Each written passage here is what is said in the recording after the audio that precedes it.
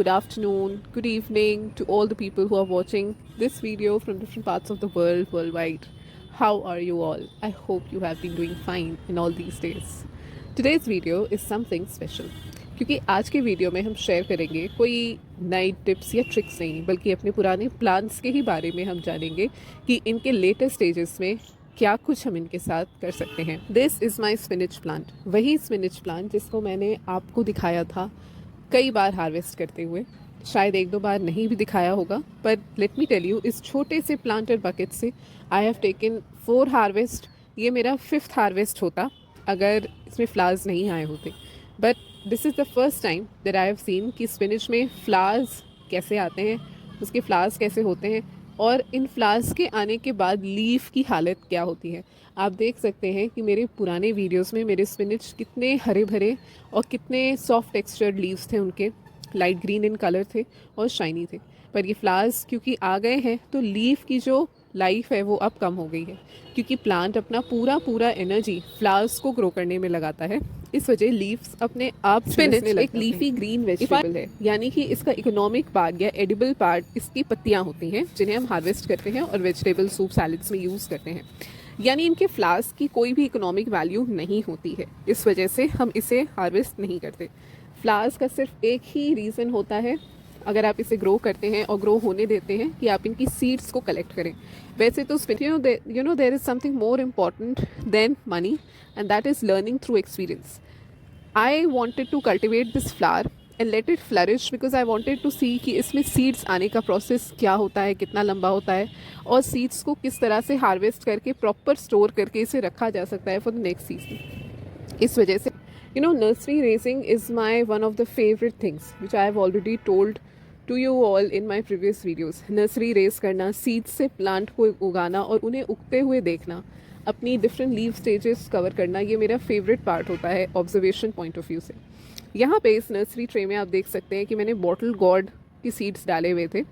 इसमें से एक seed तो proper cotyledon stage पे आ चुका है, बाकी seed जैसा कि आप देख सकते हैं अभी कल शाम तक या सुबह तक इनके भी कॉटलिडन्स आ जाएंगे.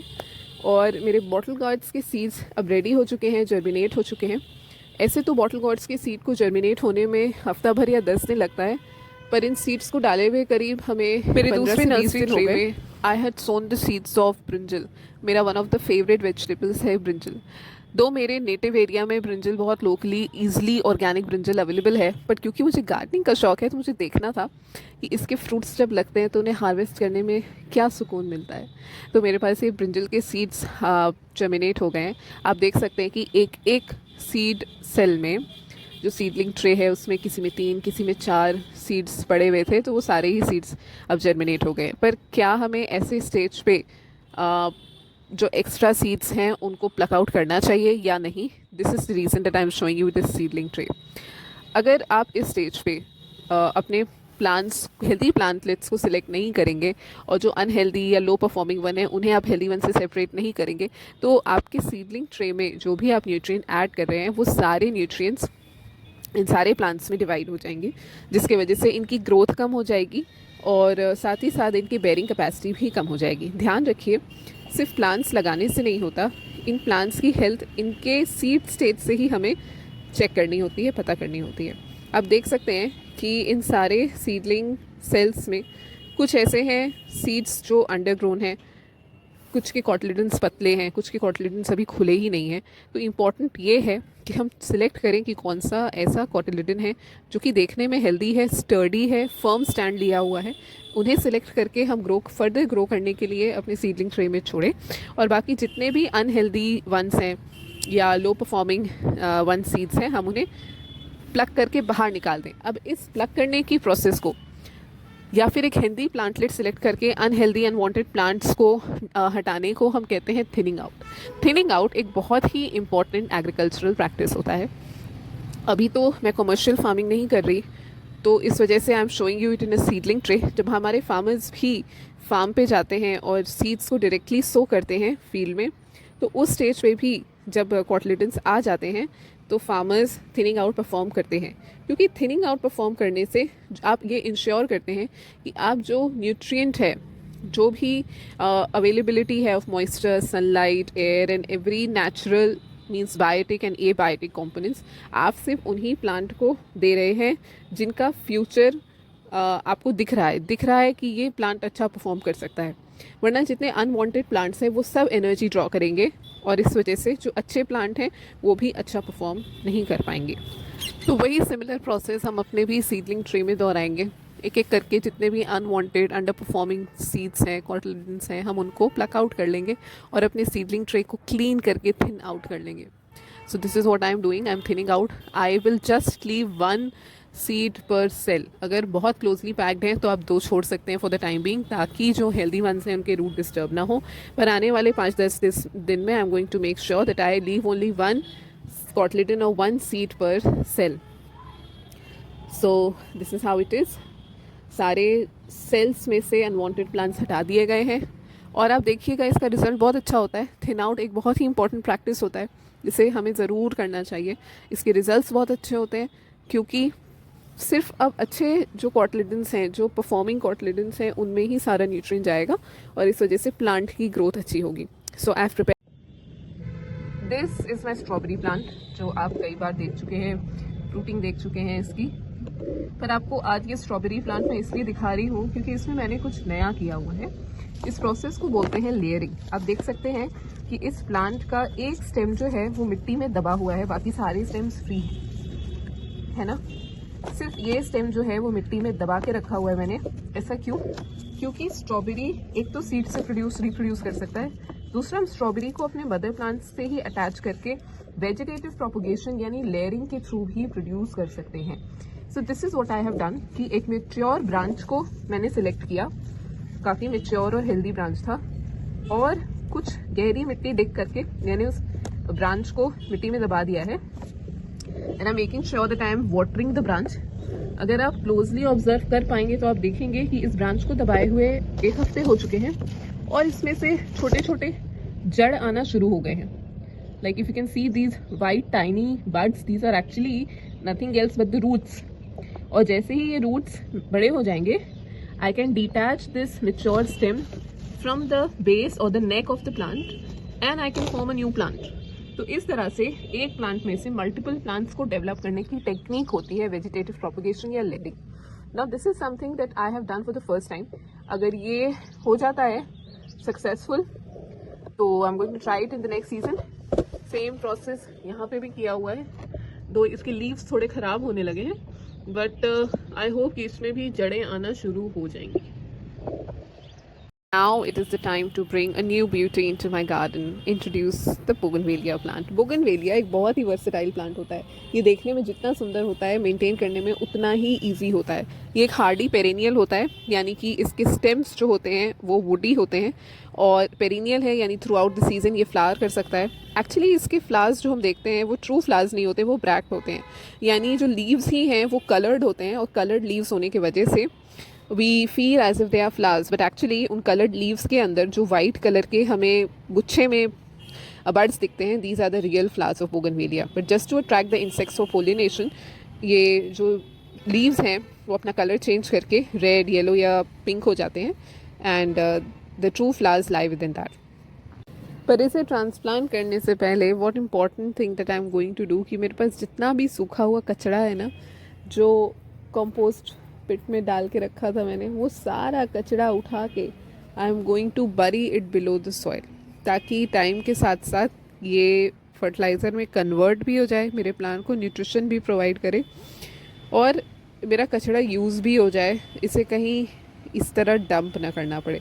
सो अगर आपके पास घर में ऐसे प्लांट्स हैं ना, गार्डन है, आई ऑलवेज़ टेल यू कि कभी भी अपने ऑर्गेनिक वेजिटेबल्स या फ्रूट्स के पील्स जो है, ऑर्गेनिक वेस्ट जो है, बायोडिग्रेडेबल वेस्ट है, उसे कभी भी वेस्ट मत करिए। वो एक्चुअली में आपके गार्डन के लिए गोल्ड है, लिटरली वो गोल्ड है। उसमें सारे वो पौष्टिक तत्व मौजूद हैं जो आप मार्केट से ख़रीदेंगे, उसमें पैसे लगाएंगे, उसके बाद आप उसे अपने प्लांट में इनकॉर्पोरेट करेंगे।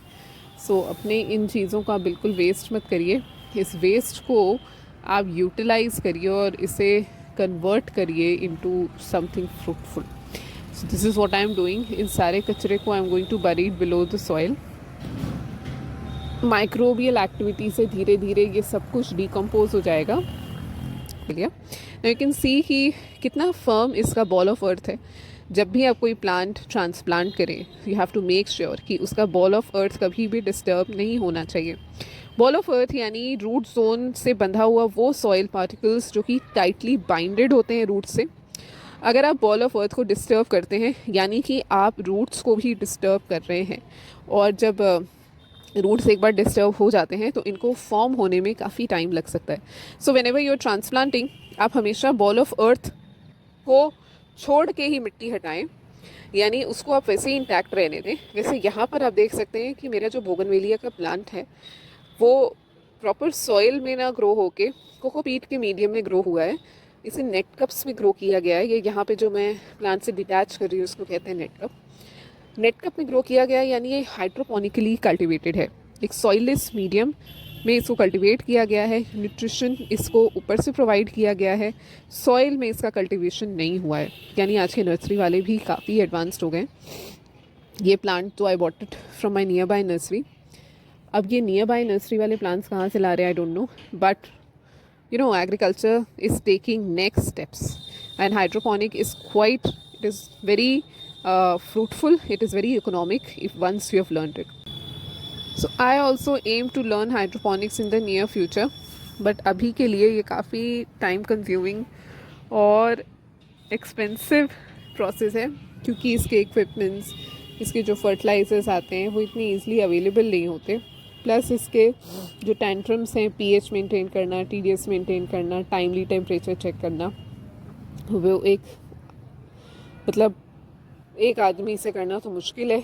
I need a team of at least 2 or 3 people who are there if I am not there to work for it.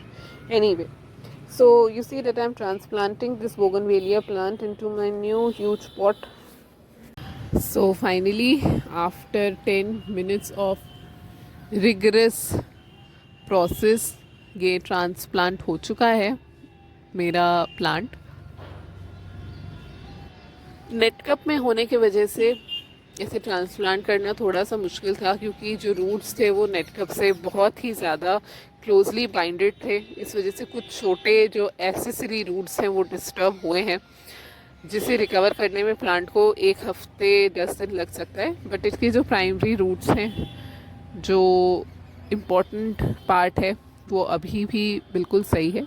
तो नेट कप से देखिए अलग करना ज़रूरी इसलिए था क्योंकि नेट कप एक बहुत सेक्लूडेड स्पेस प्रोवाइड कर रहा था मेरे प्लांट को. वो जड़ को उससे बाहर निकलने ही नहीं दे रहा था.